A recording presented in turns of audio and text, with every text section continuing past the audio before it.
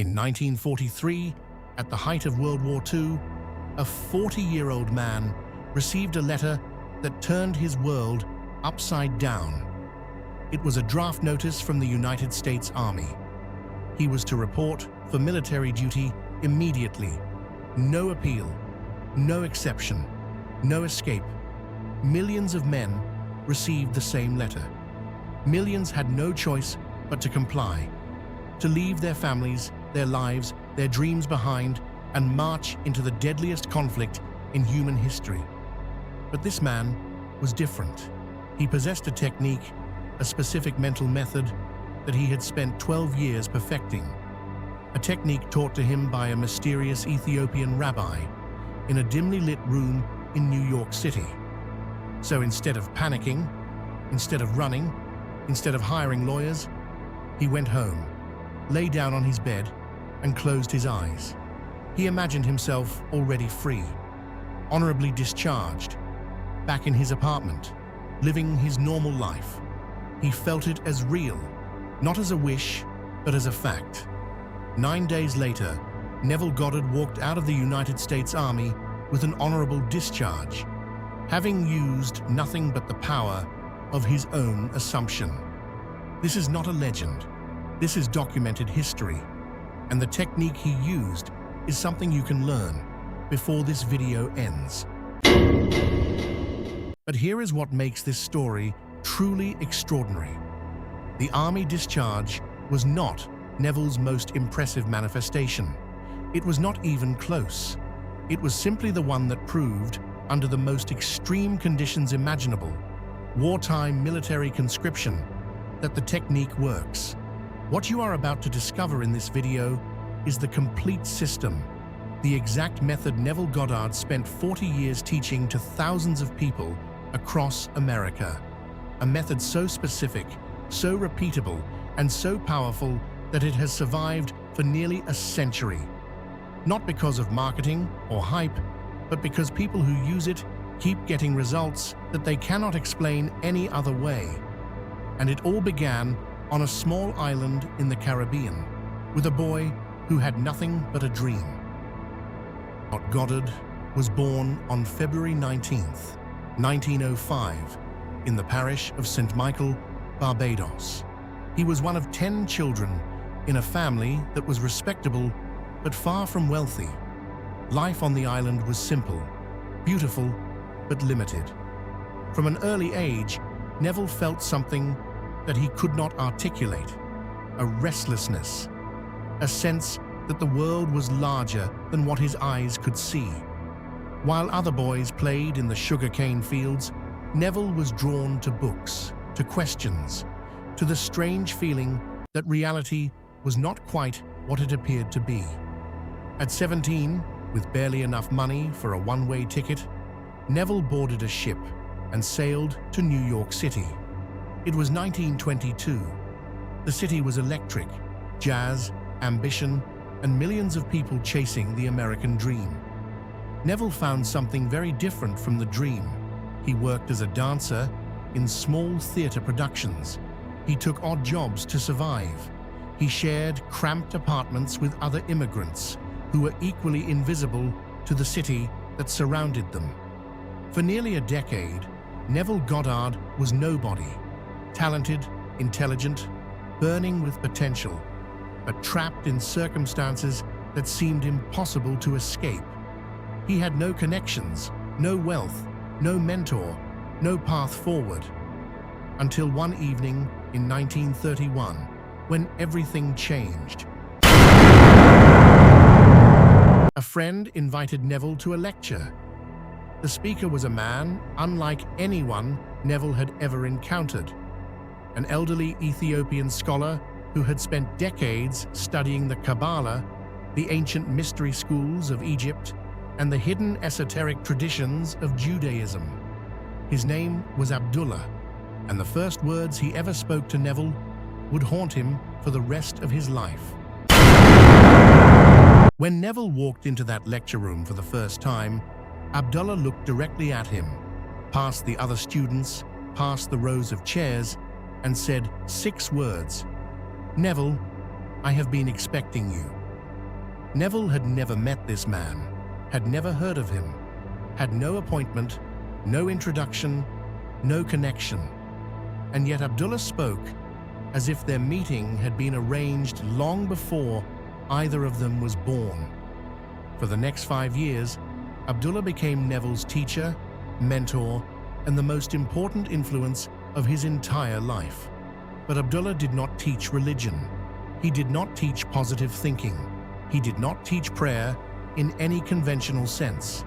He taught Neville a law, a specific, testable, repeatable law of consciousness, and he stated it in terms so simple that Neville almost rejected them.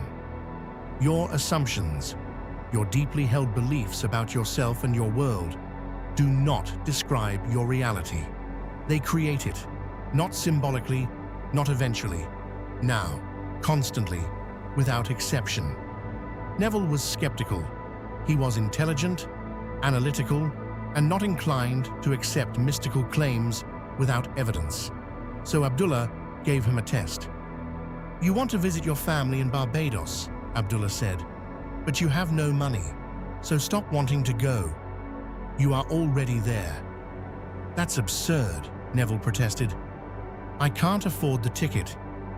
Abdullah walked to the door of his study, opened it, and said, "You are in Barbados." Then he closed the door in Neville's face. That night, Neville lay in his small apartment and did what Abdullah had instructed. He closed his eyes. He felt himself lying in his childhood bed in Barbados.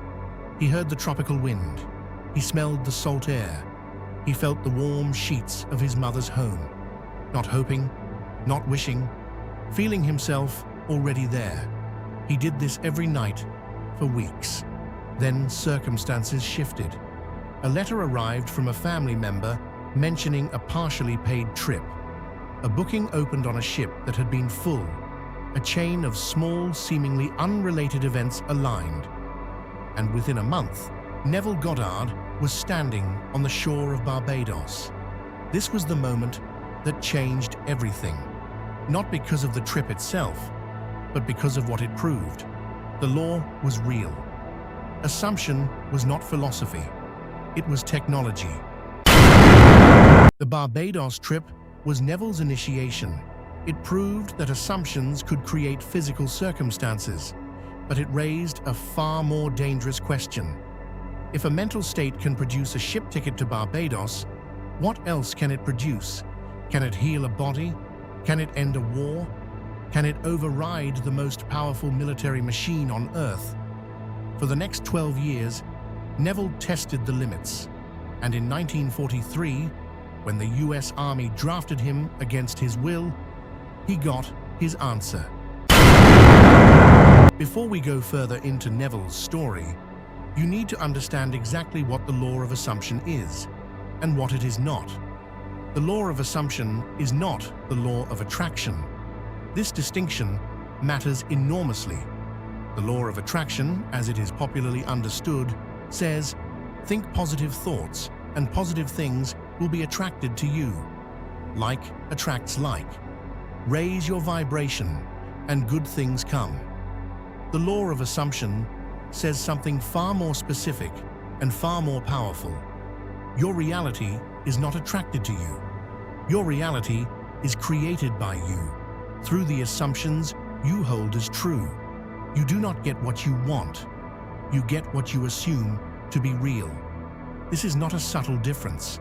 It is the difference between hoping and being. When you say, "I want to be wealthy," examine the assumption hidden inside that sentence. The word "want" assumes you do not have it. You are holding a state of lack.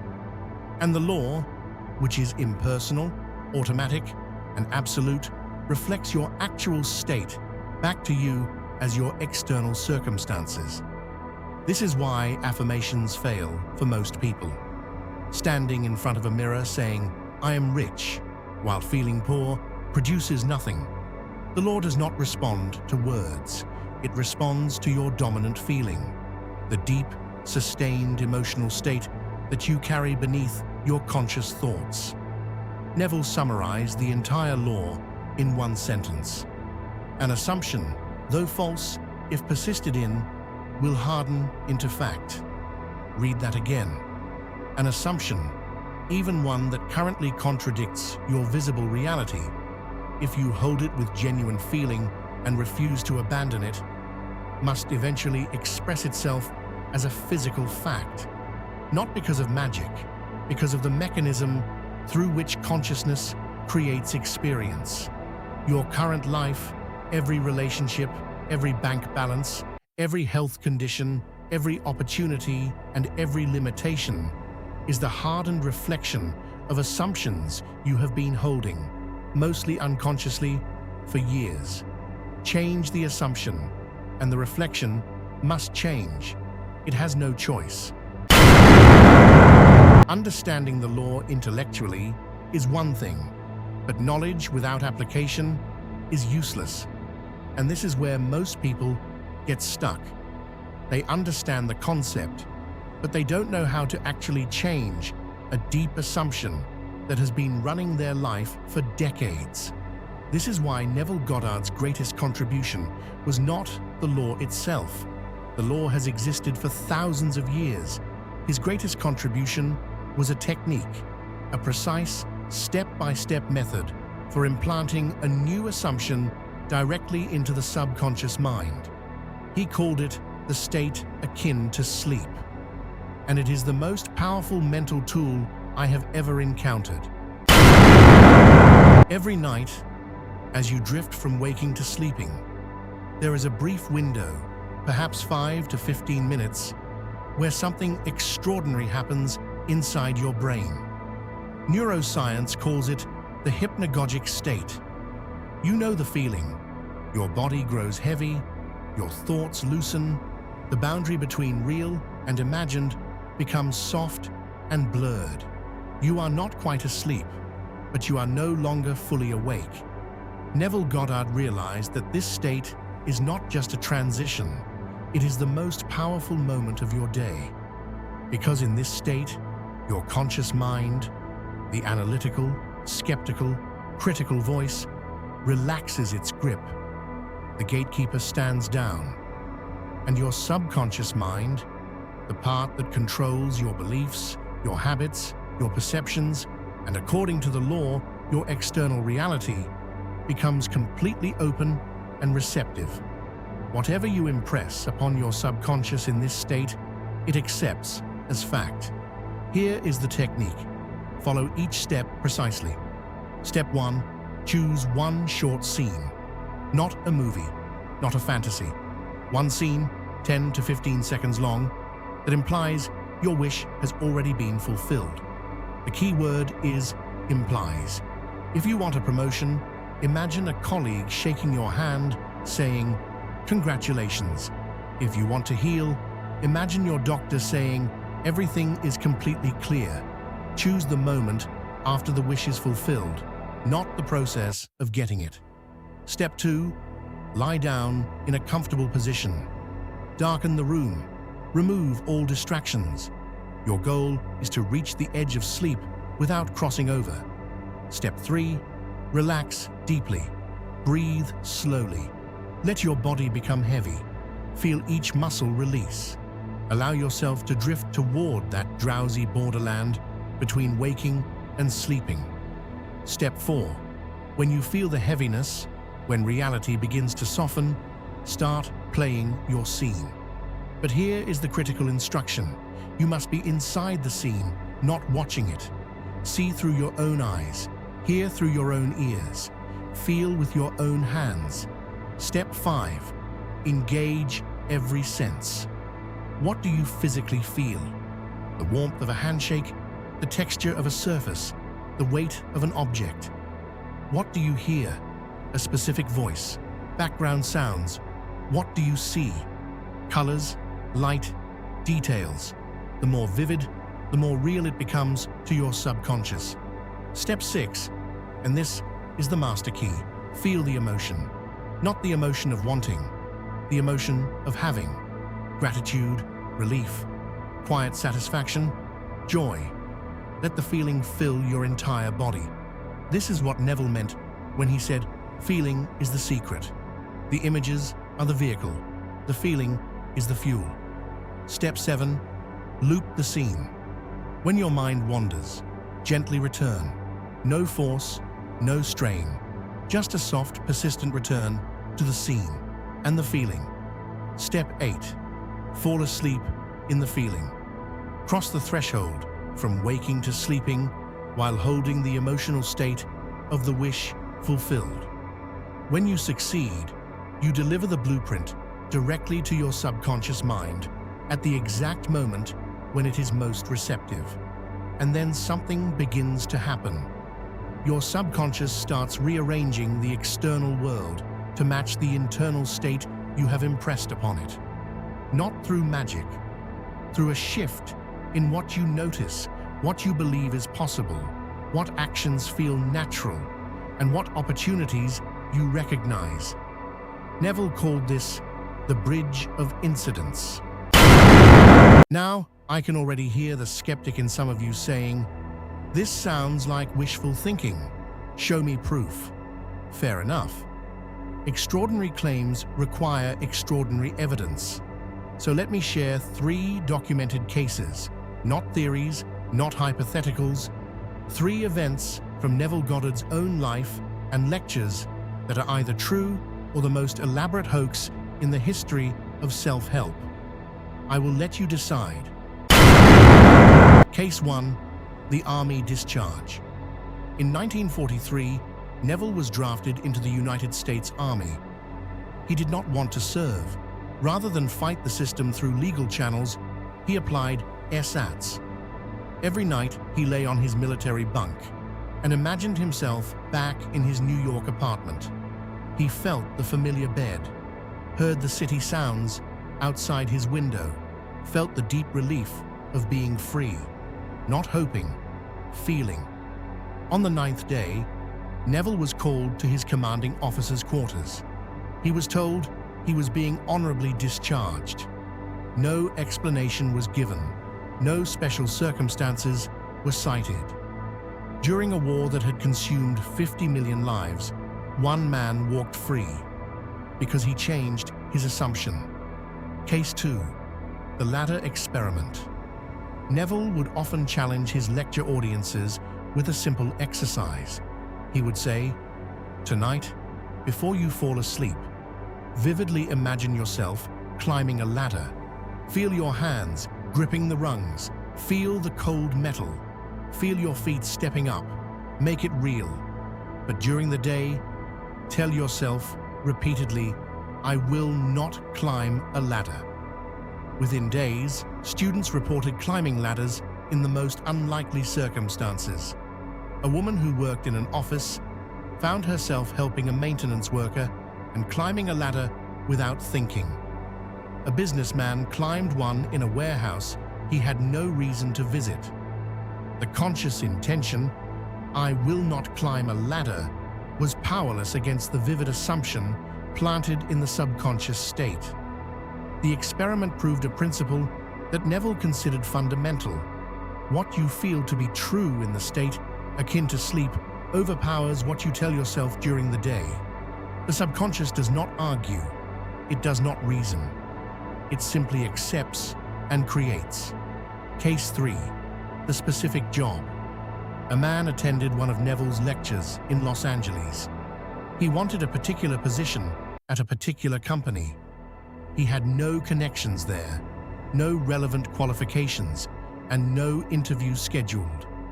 Following Neville's instructions, he applied ersatz every night.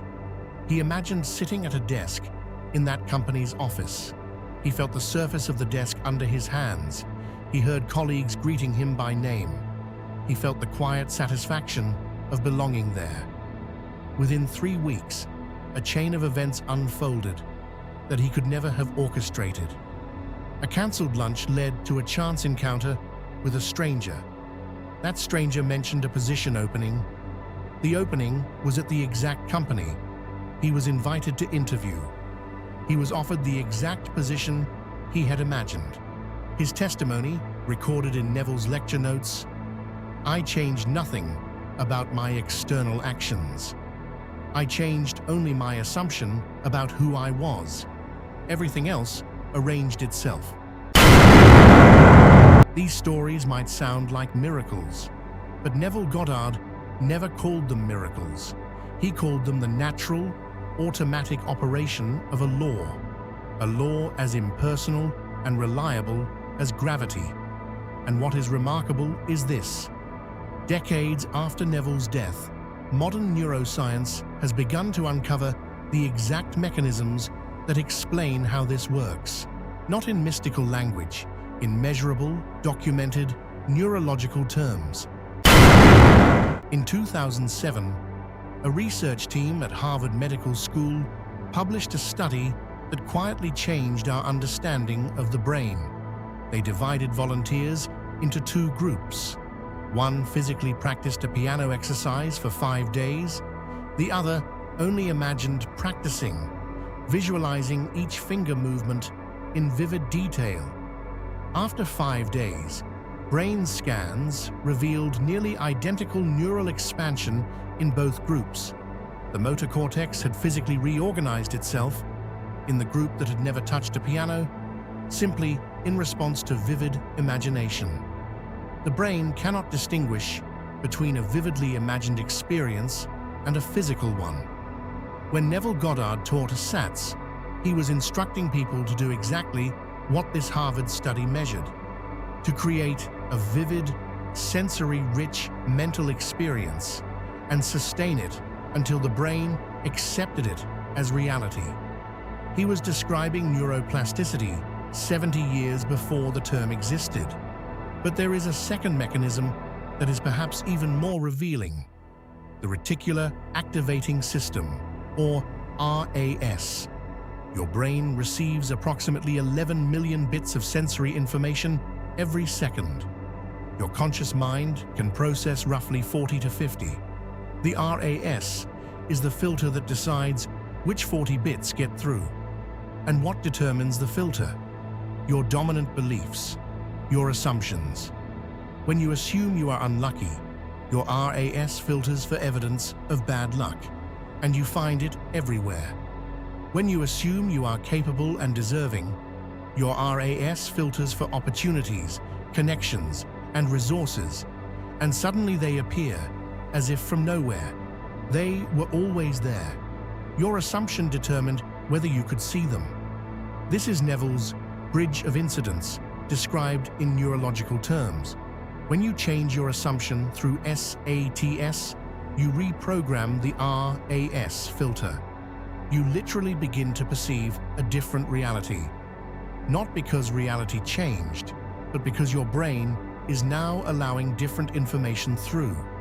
Dr. Joe Dispenza has documented this effect across thousands of subjects. His brain scans show that people who sustain a vivid assumption in a meditative state produce neurochemical signatures identical to those of people living the assumed experience. The body responds as if it is already real. Stress hormones drop. Healing markers increase. Gene expression shifts. Your biology does not wait for external confirmation. It responds to assumption. Neville Goddard spent 40 years sharing this technique with anyone who would listen. He never built an empire. He never sought fame. He simply taught, because he believed every human being deserves to know the law that governs their reality. Tonight, the technique is yours. Choose your scene. Enter the state, feel it real, and fall asleep in the wish fulfilled. If you want to understand the ancient origins of this law, from Egyptian mystery schools to Stoic philosophy to quantum physics, watch our first video.